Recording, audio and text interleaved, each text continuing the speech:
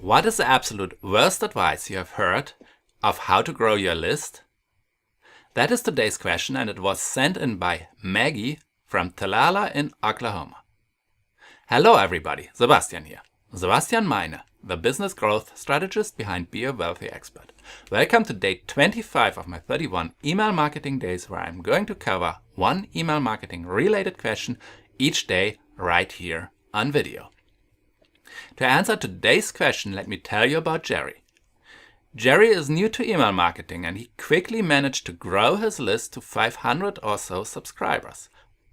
When he got a stern letter from his email marketing service provider that his account would be shut down if he wouldn't get his high complaint rate under control quickly.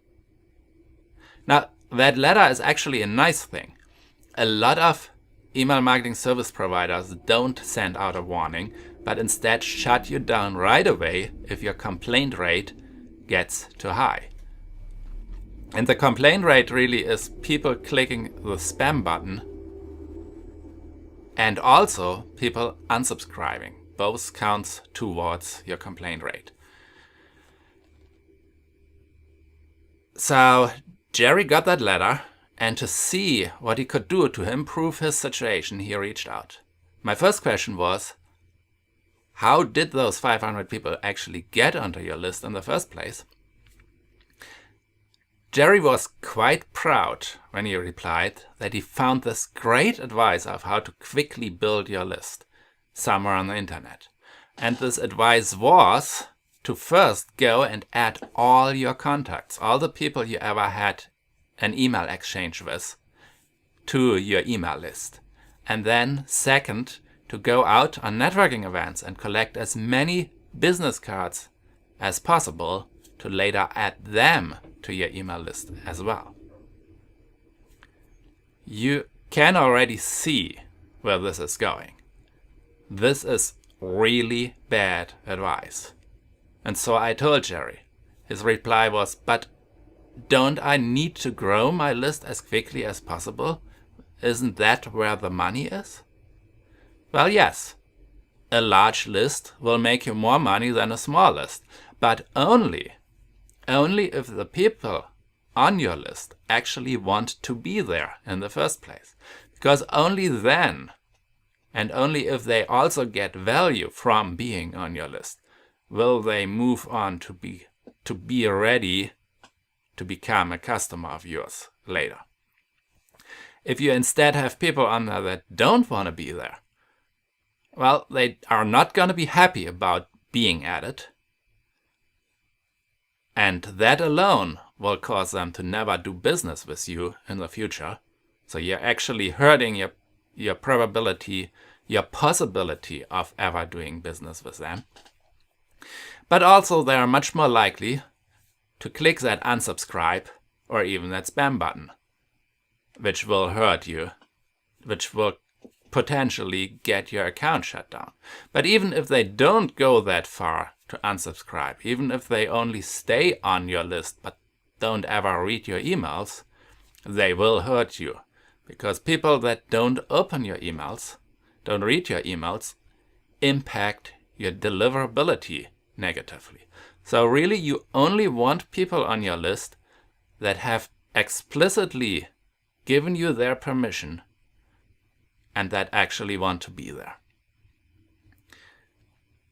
And in particular, you don't want to force that permission either.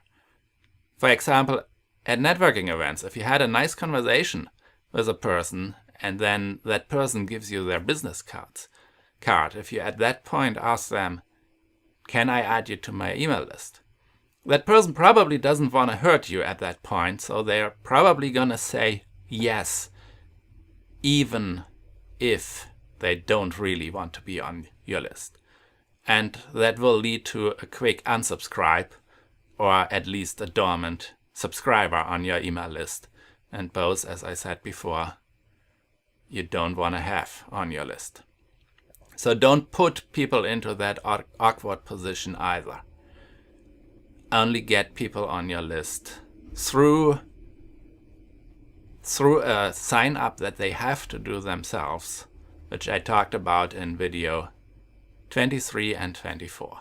So if you haven't watched them, go back and check out how to grow your list so that all the people on there are people that actually want to be there.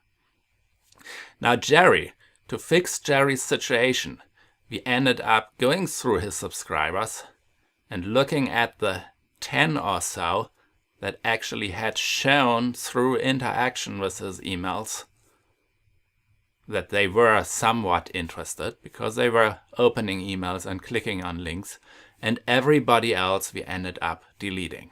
And then we created a lead magnet and set up a landing page, and that allowed Jerry to rebuild his email list with people that were actually happy to be on there.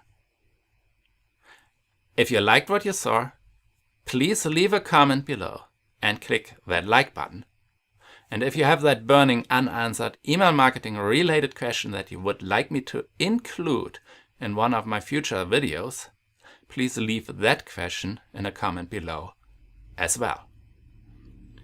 In tomorrow's video, I'm going to address a question you're recommending to get people to reply to your emails. Why is that? So if that is something of interest to you, and really it should be, then you don't want to miss tomorrow's video. Thanks for watching. See you tomorrow.